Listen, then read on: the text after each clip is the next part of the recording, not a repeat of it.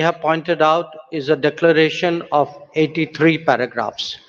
It has a lot of content. There are a lot of subjects which have been covered, some of which we have spoken about. But obviously, because of the ongoing conflict, the strong views about it, considerable time was spent, especially in the last few days, in regard to geopolitical issues, which really centered around the war in Ukraine. The question who helped, I mean, eventually everybody helped because everybody came together for the consensus. But I think if Sherpa would bear me out, I think the emerging markets took a particular lead on this, and many of us have a strong history of working together. Bear in mind that actually you have four developing countries in succession as G20 presidency: Indonesia, us, Brazil, and South Africa. So, but I would say, rather than who helped, the point to be recognized is that a common landing point was ultimately fashioned out. On the Black Sea grain corridor, there are many discussions going on. As you know, the foreign minister of Russia is here. The president of Turkey and his delegation are here. UN Secretary General is here. Other people are here. So it's natural that there would be discussions going on this.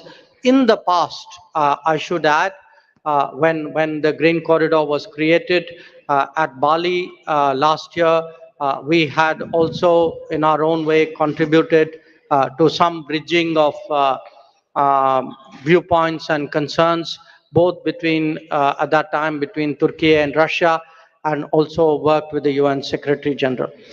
On the sentence, or that phrase about having different viewpoints and assessments, I think we are being transparent. I mean, it is a fact. This is today a very polarizing issue. There are multiple views on this. There are a spectrum of views on this. So I think, in all fairness, it was only right to record what was the reality in the meeting rooms, and I think that is the sense that is sought to be captured. And I will leave the climate action issue to Sherpa, and I don't know if Finance Minister would like to speak on it.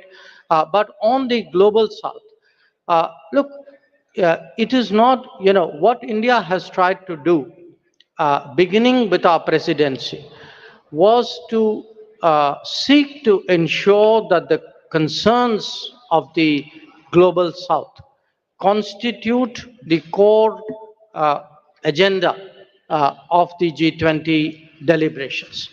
Because after 3 years of pandemic, after economic disruptions of various kinds, after the impact of the Ukraine conflict, after climate events, the fact is that the countries of the global south are in deep economic distress. And that distress has not, in our view, been fully recognized till now. And we therefore very consciously started off with the Voice of the Global South Summit. But again, I emphasize, the voice was of the summit. It was a voice of 125 countries who participated in that summit. But we, as the G20 presidency, we saw it as our responsibility of distilling the views which were expressed in that summit and putting it before the rest of the G20. And we can take a lot of satisfaction that many of the issues that the finance minister highlighted, which the Sherpa highlighted, these are truly global south issues. And we hope that certainly the Delhi summit and the deliberations which will take place today and tomorrow would give strong guidance to take them forward.